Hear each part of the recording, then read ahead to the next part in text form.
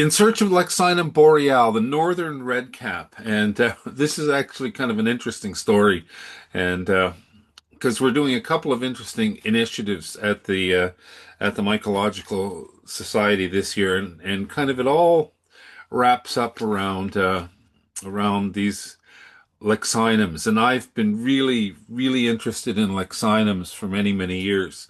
Um, about 25 years ago, I got involved with the Northwest Pacific Northwest Key Council, and you have to pick something that you want to work on, and I picked Leccinum, and then I only then did I discover how little is known about Leccinums and how poorly understood they are. One of the big things with Leccinums, of course, is that they're edibles that are sought especially by Northern Europeans. They love them and love them probably love them more than they should love them. Um, but the other problem with them is with all of the orange Leccinums is they show up on all of the NAMA, the North American Mycological Association poison in the poison data. And Leccinums poison more people every year than any other mushroom. And of course, the poison isn't severe; it's just gastrointestinal. Mind you, the gastrointestinal stuff can be severe.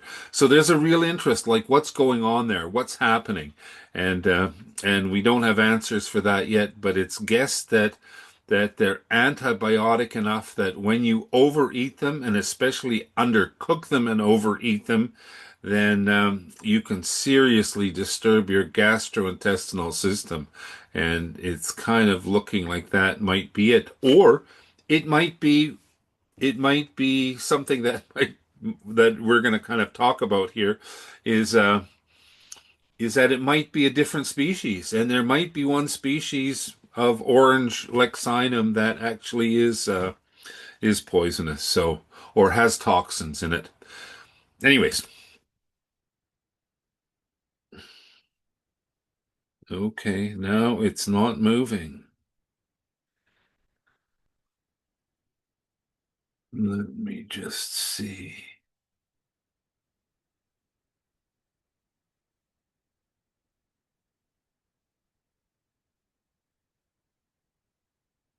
There we go. So in 2009, the Leccinum boreale got named as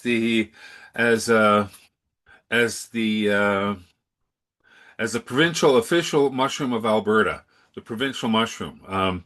So they had a debate in the legislature. The motion was passed.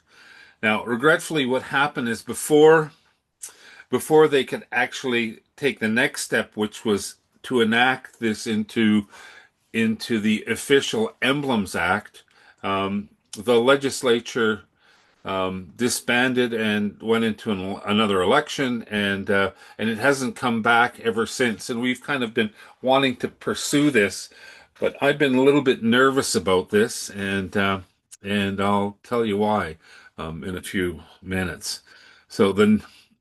The history was actually when we talked about our provincial mushroom in the spring of 2004, we had discussed it kind of over the winter, and we decided, yeah, we're going to do this. We're gonna reach out to Albertans and nominate mushrooms, and so we sent out a request of nominations across Alberta to schools and natural history clubs, mushroom-related businesses, such as Sorrentinos, and lots of wherever we could reach out to, and called for nominations. And we had a whole bunch of nominations that came in.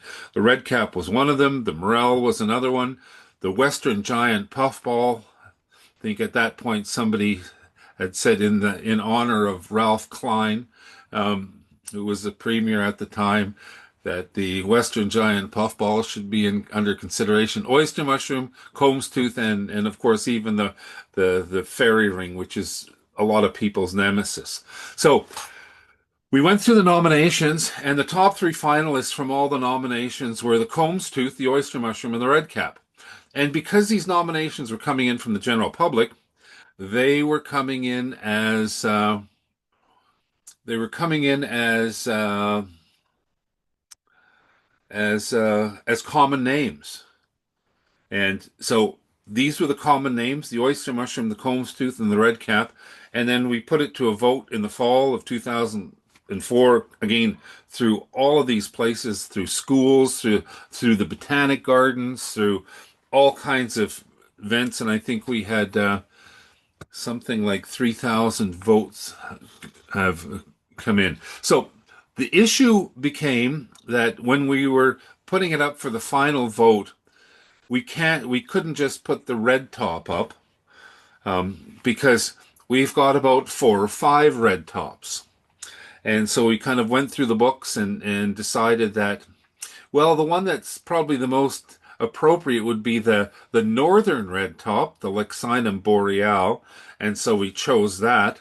The oyster mushroom, of course, was the oyster mushroom, Pleurotus austriatus, and thank goodness we didn't get that one because we don't have that mushroom growing in Alberta. What we have is Pleurotus populinum, the one that grows on poplars.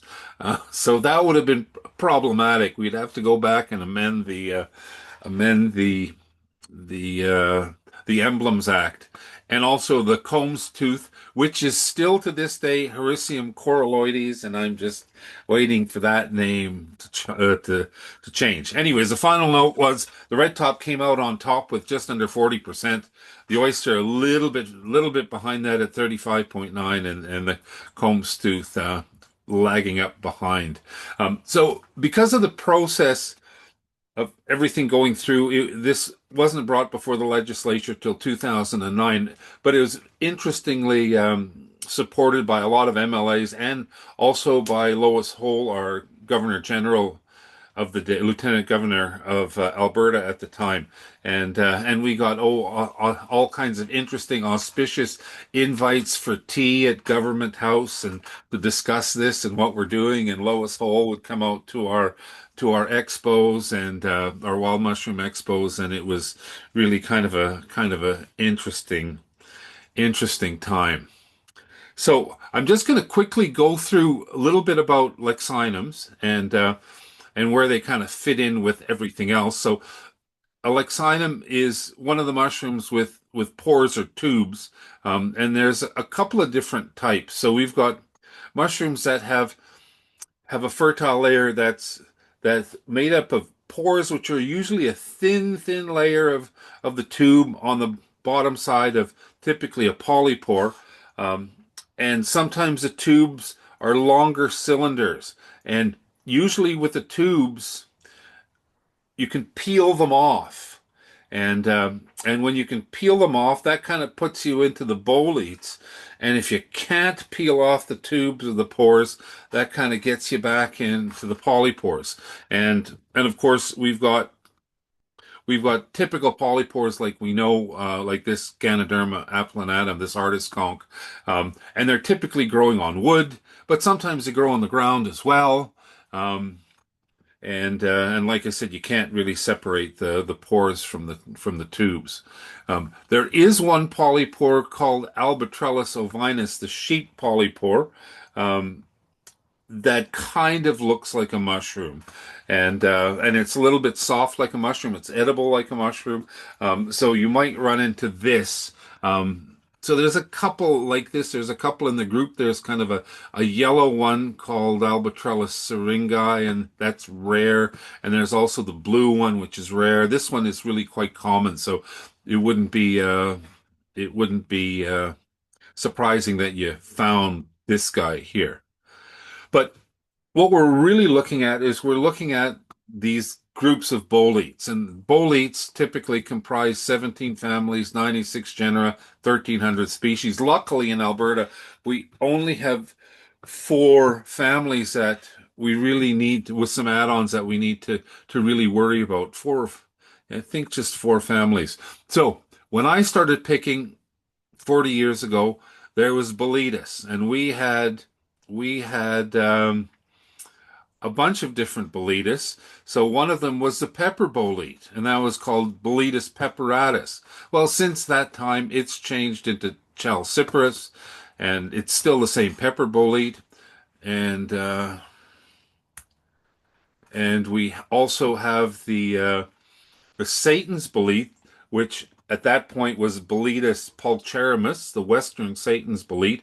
Now they've changed that name to Rubroboletus because it's really quite red, and that's what the rubro means. And then finally we had another one called Boletus subglabripes, and they've named that to be Hemileccinum. And we're going to go through these, and I'll show you some pictures of them and how to tell them apart and how they look different. And then we've got all of the Leccinums, and as some people know them as all the red tops. So you've got the red tops, even though they have white tops and gray tops and black tops and all kinds of different colors. And then we've got the Suillus, and the Suillus have with the Suillus, we also have what's called Fuscobolatinus, and these are the kind of ones that hang out in swamps, and they're a little shinier, and they've got really big pores. But they've kind of all been lumped together into Suillus, so we're not really sure where they're going to stay. So some of the older books you'll have Fuscobolatinus, and some of the newer books, the same mushroom will be called as Suillus.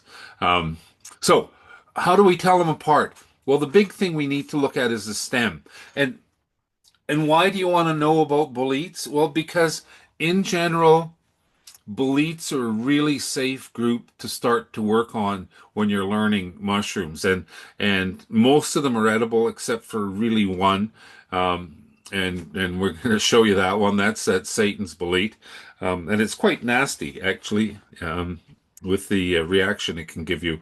But the big thing is that you have what the books call reticulation, which is this kind of net on the stalk. So here we see it here, and this is really super kind of imposed. Sometimes you have to have a closer look. So this would be our king bolete.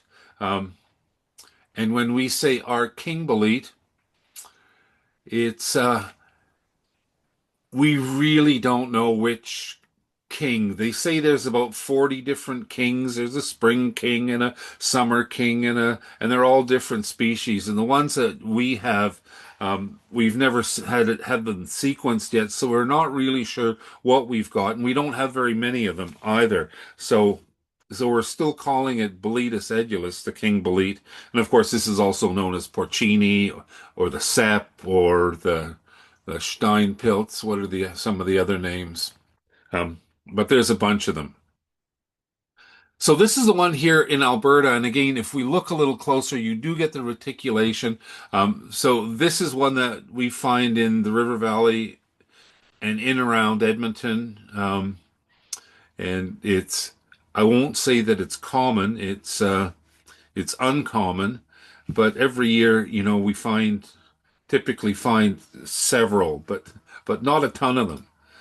And then here's that Rubroboletus pulcherimus. So this used to be Boletus pulcherimus. This one here, you can't mistake it for anything. And this is the one that you should not eat. You should not even taste this one. If you taste it, immediately spit it out. We were on a trip with some other mycologists, and he was showing people how to do this. And he didn't do it fast enough because he ended up like certainly, you know, I don't know, 10 seconds, 15 seconds, but he ended up a couple of hours later passing out with projectile vomiting and just really, really rough shape for about 24 hours. And so this is one of the few mushrooms that you should actually not ever taste. Most mushrooms you can have a little bite because sometimes that's important for ID, but not with this one. And here's our pepper bolete. It's a little more reddy than we see here. We're kind of seeing the shades of red here, and so again, not a tremendously tasty mushroom. So a lot of people don't pick this one, but some people pick it for pepper, but there it is. And then here's our Hemileccinum. So this used to be Boletus subglabripes in the books, and when you take a look at it, it's a very interesting mushroom. It's all yellow inside. The flesh is all yellow, and it has scabers or a rough stem, except the rough stem isn't black on red tops or scaber stalks, it's the same color as the flesh and the stem. So they said, well, it's really way closer to looking like a Leccinum, like a red top, than it is to a bolete, and so they've kind of named it Hemilexinum, like partially a Leccinum, and I think this is a really good name change. Tells us a lot more about the mushroom. And then we have Suillus, and with Suillus, and we've got a lot of Suillus, and Suillus again generally are all edible and not necessarily incredible. I will say I don't mind Suillus at all, but I don't like them fried up. They dry well and powder nicely. They make lovely stews when you cook the hell out of them, especially if you pressure cook them, they're actually quite tasty, and they're amazing canned. They're probably one of the best canned mushrooms that you can get. And so we're not going to talk a lot about these in today, but there's really they're kind of again now we're looking at the stem here. So here what we're seeing in some cases we're seeing a a veil, and sometimes in the case of this one, the veil is snotty, or in some cases we don't see any veil, like this one, and it's pure and clean. Some have dots on it, but it's not reticulated, and it doesn't have scabers like the Leccinums do. And so, if you have something doesn't that isn't reticulated with that net or scabers, most likely you have a Suillus. And here we've got another one here. This one here had a little snotty little veil that was a little sticky, and it caught some of the brown spores on it. Sometimes when you find this mushroom really fresh, you'll actually see this kind of veil of snot across there, and it disappears. So sometimes you have to look hard to find it. And here's our Fusco boletinus.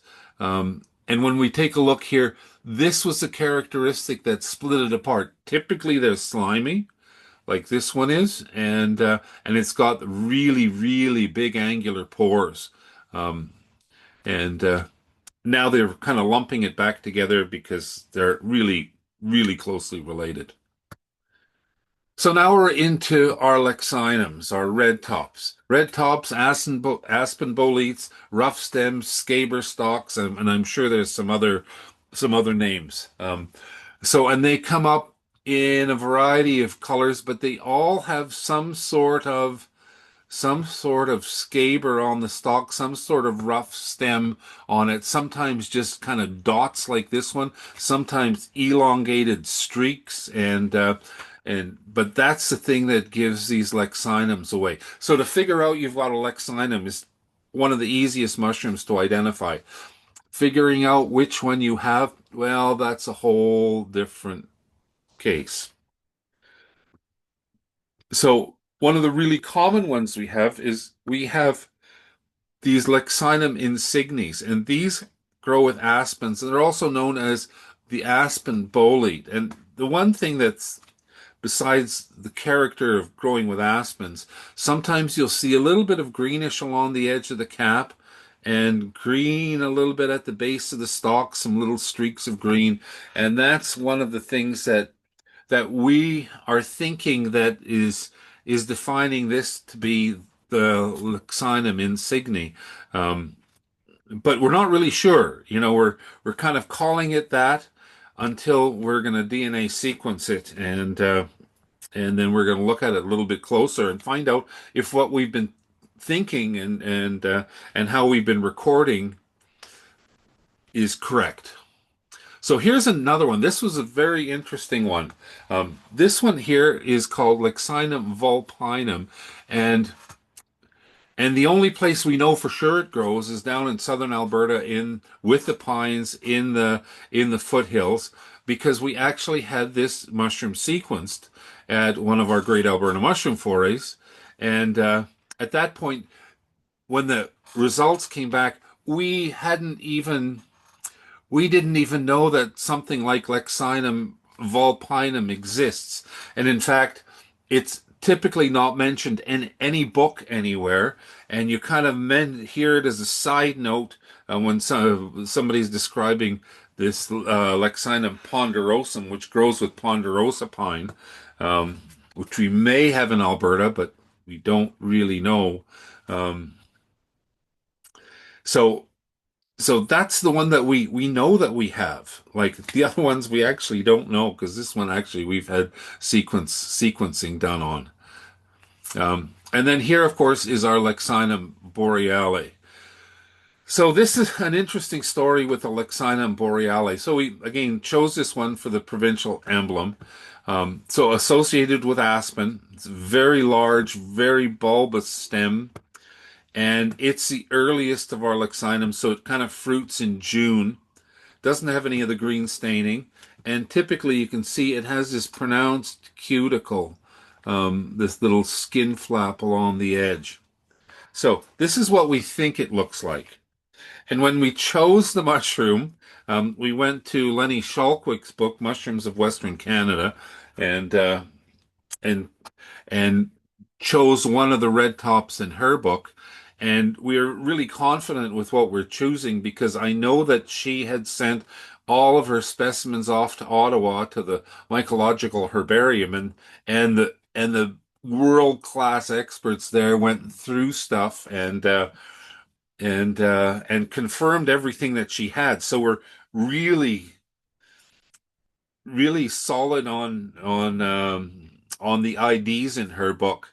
Um, but when we named the northern rough stem or the Lexina borealis a provincial mushroom, a debate came up, and I reached out to them, and actually Scott Redhead, Dr. Redhead, there's multiple mushrooms named after him, one of the leading experts in the world. He says, no, no, actually, I didn't do that. It went to Alexander Smith, and Alexander Smith is another very famous American mycologist, and he actually named Leccinum boreale. And how he named it was that somebody sent him a photograph and a little dried material from a mushroom that they found in Alaska. And from that, he actually named the species. So nobody did a big study on it. Nobody went through to see if, what all of the characteristics were. We only got the characteristic of this one specific mushroom that somebody picked in Alaska. And when Lenny Shalkwick sent her her samples to him, he said, "Yeah, it looks like this one, and we're calling it Leccinum boreale." So now the question really is Leccinum boreale a valid name? And we really don't know if it is. So, and that's kind of what this talk is a little bit about, because we would like people to actually go out and collect these. And the interesting thing is that when I started collecting in the late 80s and through the early 90s, we had lots and lots of this mushroom. Early mid-June, we'd find lots of big leccinums, big red tops in the aspens, and I have to say that I haven't seen one for a long, long time. I probably haven't seen one for 20 years, and so because we haven't seen one, we haven't collected one for sure, so that we can send it off to for DNA sequencing to actually find out if it is something that's unique or if it's something that is just another mushroom that happened to grow bigger, on a rainier season, and that's what it is. So that's kind of the challenge for the Mycological Society, is for people to get out, and see if they can find these early season leccinums growing with aspen. And and that's the challenge that I want to put out, that people go and search these. And if you find one, I mean, certainly you can cook it up, but lend one of them. Lend the nice one, cut it in half, put it in a dehydrator, dry it out really, really well. Take some pictures of it. Really important. Take some pictures of it. And if you're doing work with iNaturalist, put it up there because that's eventually that's where it's going to have to go um, for it to get sequenced. So that's the Leccinum boreale. Another one that we see in a lot of the books is Leccinum aurantiacum. And you notice it has a big question mark there. Well, because there's a big question mark about this. There's a lot of dodgy information here. So in the descriptions, there it says growing under aspen or pine. So this is really weird for a Leccinum because they typically are really specific of what they grow with. So when it's growing under with two things, there's probably two different mushrooms there. And when we're taking a look at the cap color, well, it could be orange to brick red to rusty red to reddish brown.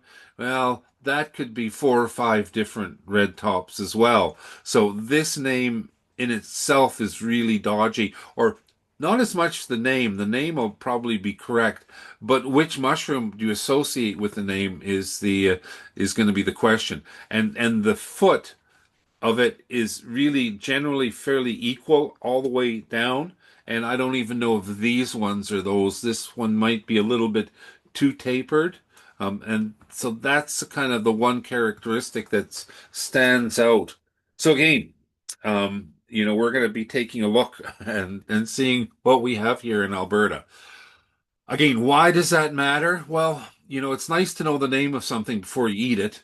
But also in that question I had mentioned when we started out is that leccinums have been known to make people sick. So the question is there one of these orange ones that we haven't sussed out that might actually have toxins in them? So what we want to do is we want to to gather as many as we can, describe them, take good photographs, and then have them sequenced and figure out actually what we have growing in Alberta. Here's a Leccinum ocraceum, and usually it's a little paler and it's a little bit more cracked, but it's really pale orange with a cracked top. We find a lot of this one as well in mixed woods. So who knows what mixed woods means? Maybe it's growing with pines, maybe it's growing with spruce, maybe it's growing with aspen. Like we just don't know, and we need to figure that out, or would like to figure out. And here we've got Leccinum fibrillosum, one of several conifer associates. And we've been naming a lot of Leccinums that we find with conifers, fibrillosum. And I've kind of dived into the literature and this is really, really unreliable. And what happened here, because I know the story, is that we had one mycologist who said, "Oh, that's fibrillosum. It's the conifer associate. Look at the dark red, the dark kind of darker cap. That's it." So at that point, we've been kind of calling all of those things that kind of look like that fibrillosum, even though that might not be what it is at all. And then of course we've got another one, and actually this one's a really and sometimes way deeper red Leccinum that grows with conifers in the foothills. And there's a lot of them, and it's really unique. Like it's the redness of the cap. This doesn't pay it justice. Really kind of jumps out, and that one we're just not really sure if it's vulpinum or it might be something else. It's just we don't know enough about it. So that's the problem with Leccinums, figuring out what we actually have. Here's Leccinum scabrum. This is called the birch bully. This one typically grows with birch, and it's kind of a brown or a grayish brown, actually more than anything. And as we look through it, if you look at the scabers, so here the scabers are a little bit elongated. Here the scabers are spotted. There they're kind of a little elongated. There they're kind of elongated again. So, what's the scaber supposed to look like? Here we've got the Leccinum holopus, the white Leccinum. But it might not be holopus, it might be Leccinum niveum, and now you never have poisonings with this mushroom because you can never find more than two or three of them ever in one setting. So there isn't enough of a volume to actually poison people. Where with the orange ones, you can certainly overeat. It's very interesting here. You see that little cuticle coming down the stem and forming just about what looks like a veil before it breaks out. And this is maybe one of the characteristics that we need to look at when we're trying to figure out what we have for a Leccinum. And this one, and again, I apologize for the picture. This was Leccinum holopus, so another, the white one, but the variety Americanum, and it's actually green. And it's not green in this picture, but it's really noticeably green. It's a green red top. And this is the first one we found was in Elk Island Park in 2012. And since then, I've found them numerous times. But they don't seem to come every year. They kind of show up every 5 or 10 years, and you'll see a bunch of them, and that'll be it. And that was like 3 years ago, and I haven't seen any since. And then we've got our red one, Leccinum snellii.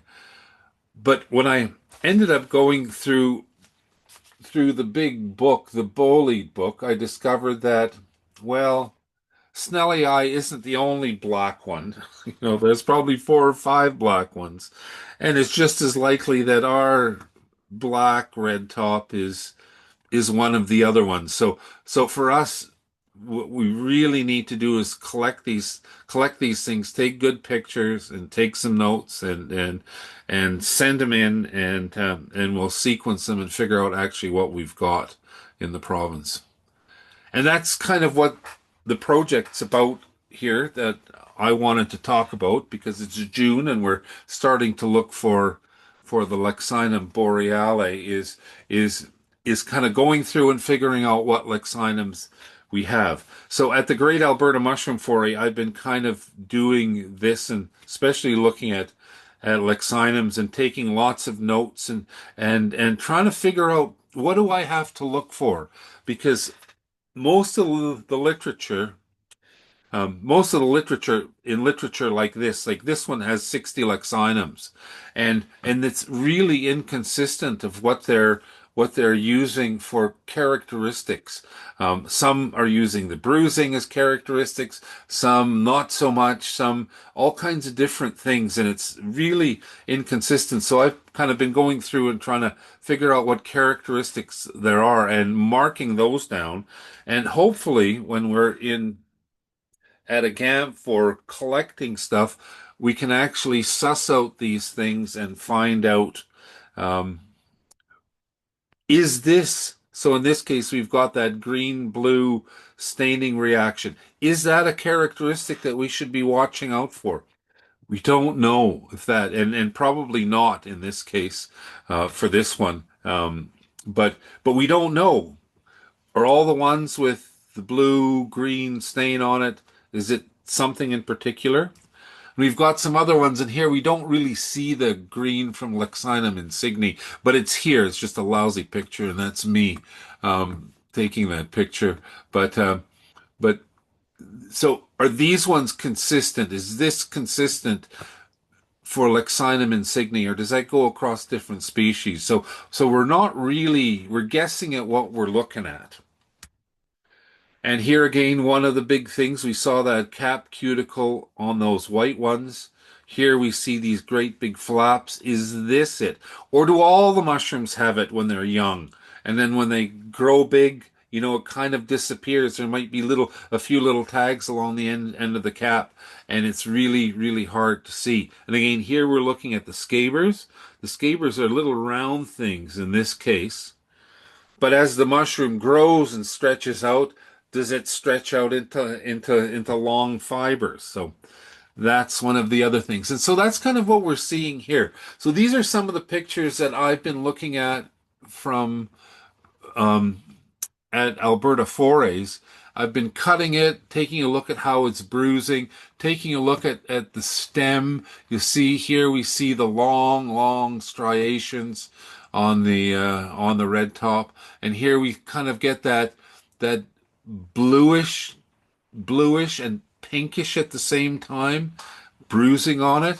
And we also get this little light white skin on it. We see that here. And when I go to the next one, you see it especially here.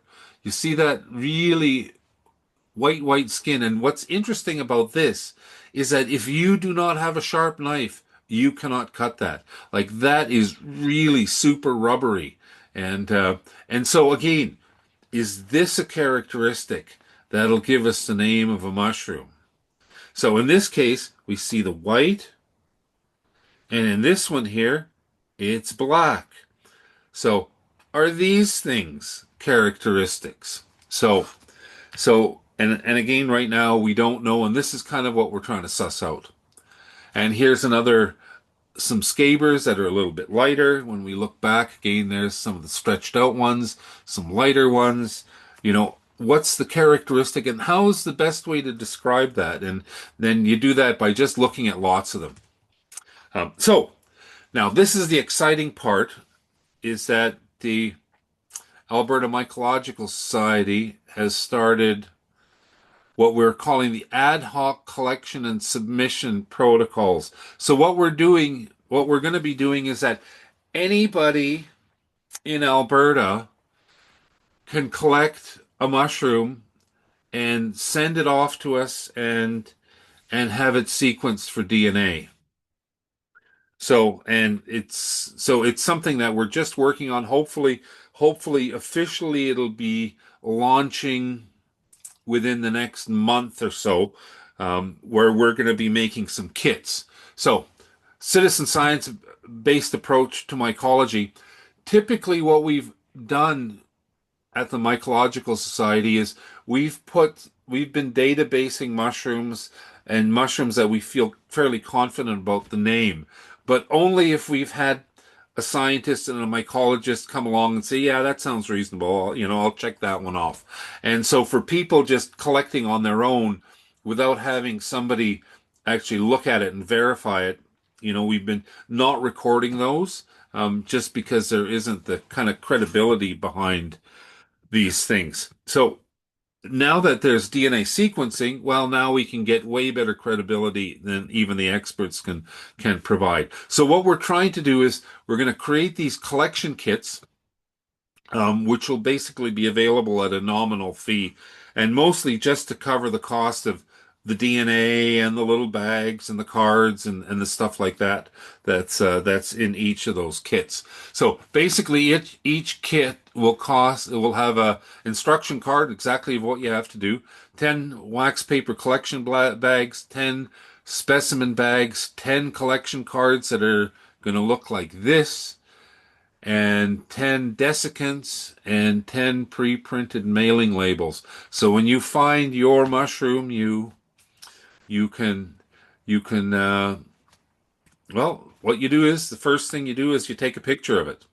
And this is a great picture here, where we see a little bit about the habitat. We can see that this is kind of in a deciduous forest with lots of leaves, and it doesn't look like there's any conifer needles or anything like that. We see the gills of the mushroom. We see the flesh color.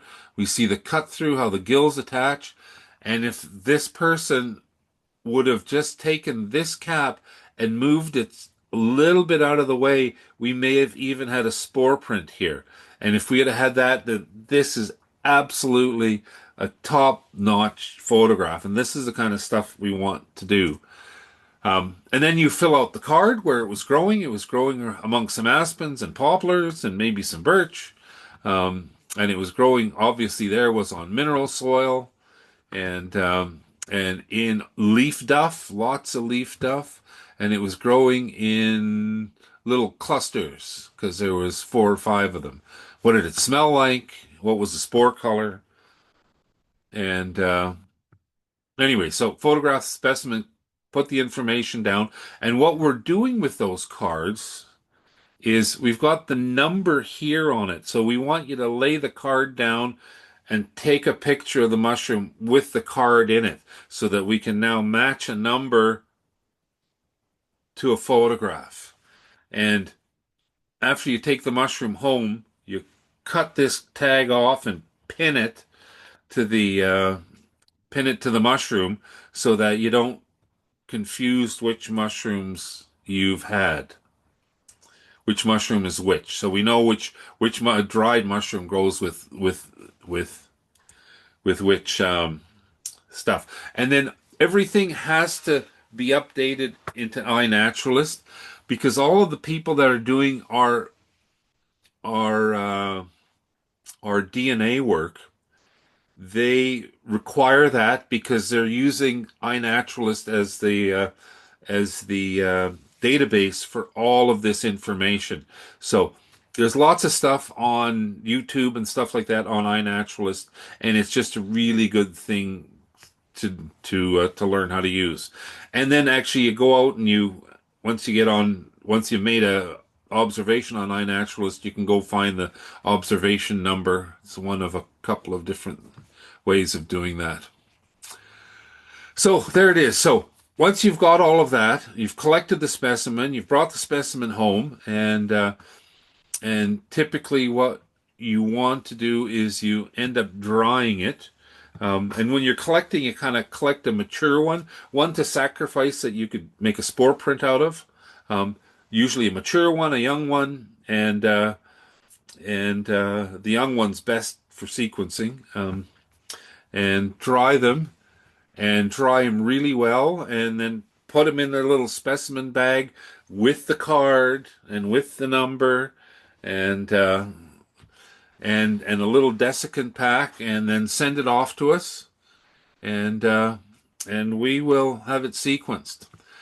And then what you do is you go online. We're going to have on our website these online submissions. You put your name in and put your email address in. If you put your email address in, eventually when the sequence data comes back, then this is how you're going to get the name of your mushroom. And so we need some important stuff like the date, and stuff on the collection card, where it was. So a lot of times that will automatically be an iNaturalist. It'll tell us where you took the picture.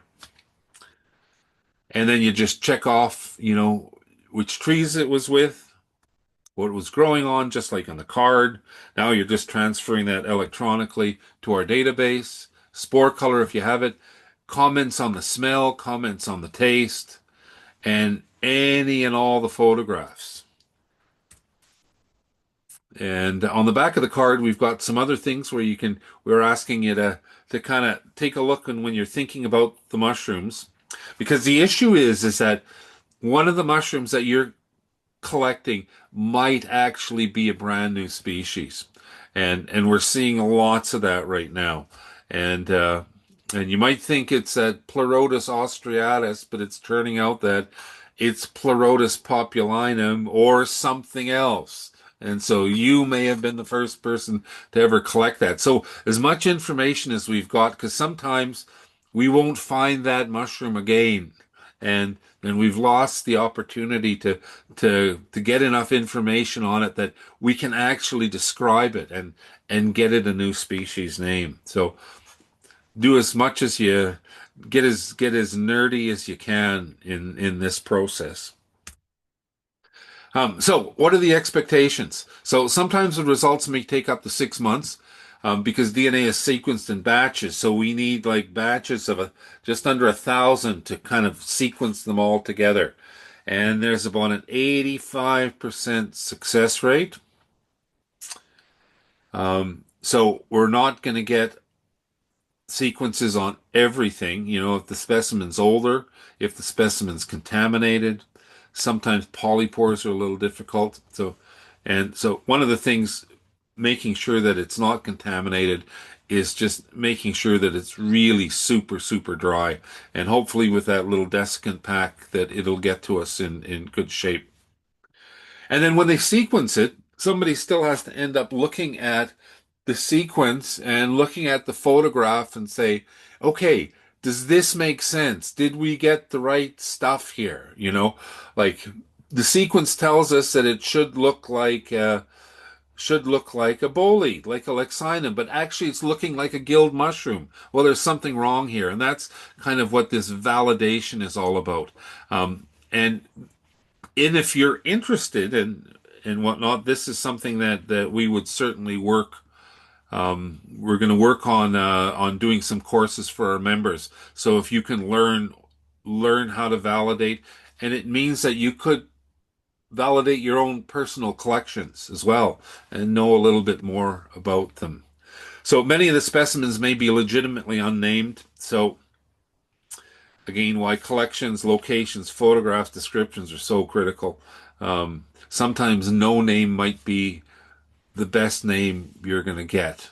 Um, and finally, when all of the information is received and entered, you'll receive an update on what's going on. So, anyways, so that's basically it. In the field, observe and select the mushroom specimen, fill out the collection card, photograph the mushroom with the card, and log it on iNaturalist, and then bring it home.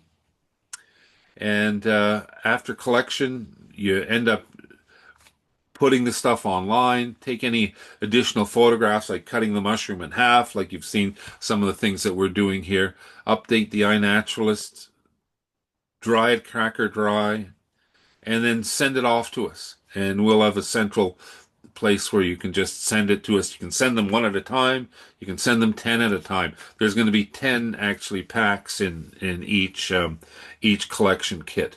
And it's going to, I think we're starting out at $40, so it's $4 a specimen to do that.